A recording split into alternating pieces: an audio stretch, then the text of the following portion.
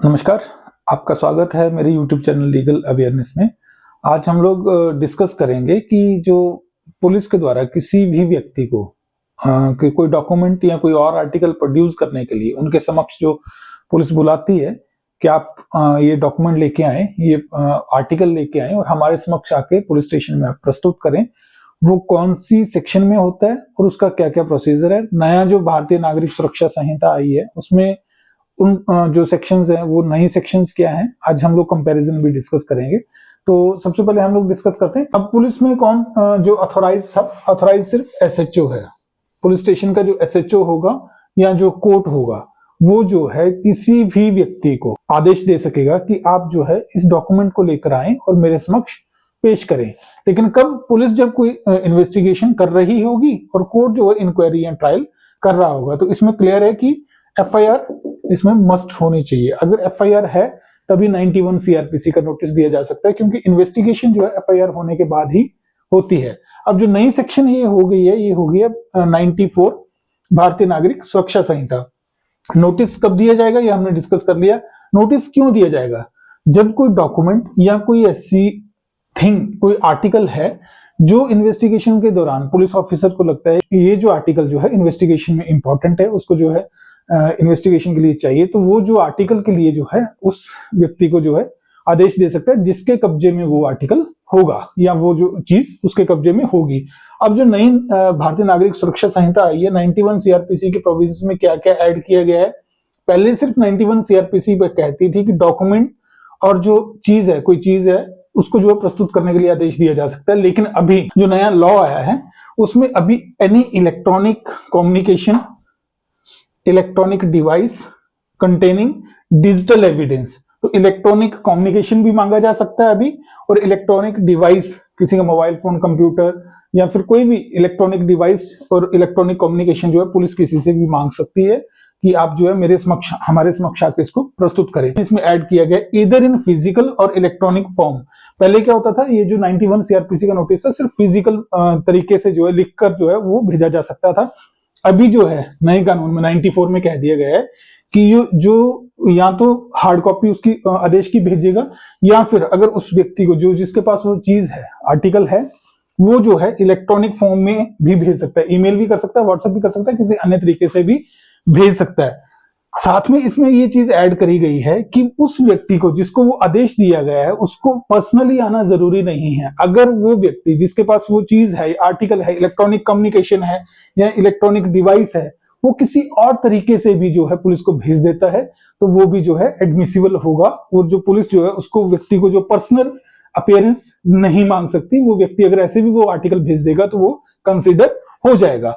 अब जो एक्सेप्शन थी 94 सेक्शन में वो है इस सेक्शन 129, 130 भारतीय साक्ष्य अधिनियम पर ये चीजें लागू नहीं होंगी। ऑफिशियल जो इसमें जो सीक्रेसी रहती थी उसको जो है आप किसी भी 91 का नोटिस देके नहीं मांग सकते। बैंकिंग कंपनीज को पोस्टल डिपार्टमेंट या फिर टेलीग्राफ, जैसे पुलिस जो है सीडीआर मांगती है, पोस्टल डिपार्टमेंट से अगर कोई पार्सल लेना है या कोई लेटर वगैरह लेना होगा, या फिर बैंकर्स बुक्स एविडेंस एक्ट के, या फिर बैंक से अगर कोई अकाउंट्स की डिटेल लेनी है, तो पहले जो है 92 सीआरपीसी में ये नोटिस दिया जाता था। अभी जो है ये 95 भारतीय नागरिक सुरक्षा संहिता में नोटिस पुलिस द्वारा या फिर कोर्ट द्वारा दिया जाएगा। जो 91 सीआरपीसी था, अभी जो 94 भारतीय नागरिक सुरक्षा संहिता है, इसमें कुछ एक चीजें हैं जो आपसे डिस्कस कर लेते हैं।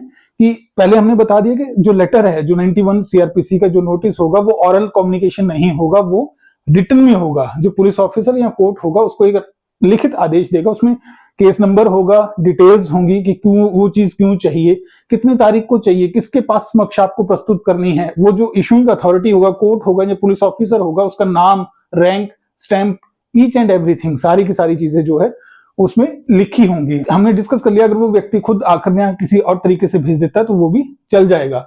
और प्राप्त होने पर जब पुलिस जो है प्राप्त करेगी तो उसमें प्रोडक्शन मेमो, फर्द पेशकर्दगी द्वारा उस चीज को जो है अपने पास कब्जे में ले लेगी।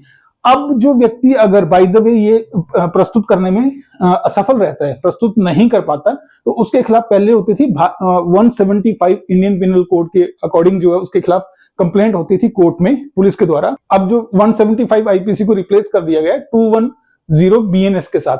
तो अभी जो पुलिस कंप्लेंट करेगी ऐसे व्यक्ति के खिलाफ, जिस व्यक्ति ने रिकॉर्ड प्रस्तुत नहीं कराया पुलिस को, उसके खिलाफ 210 बीएनएस में जो है कंप्लेंट करेगी मजिस्ट्रेट के पास।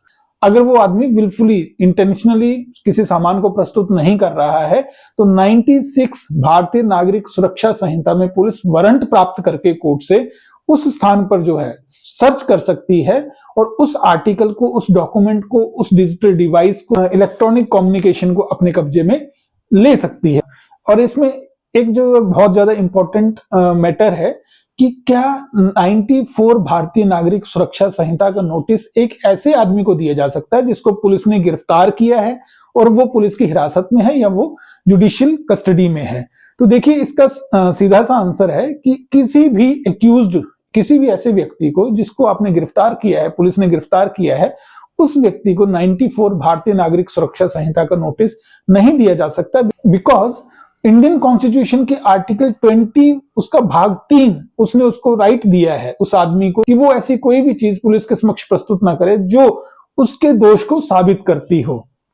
इस मामले में एक और इंपॉर्टेंट जजमेंट है ऑनरेबल सुप्रीम कोर्ट का, श्यामलाल मोहनलाल चौकसी वर्सेस स्टेट ऑफ गुजरात 1965 का जजमेंट है।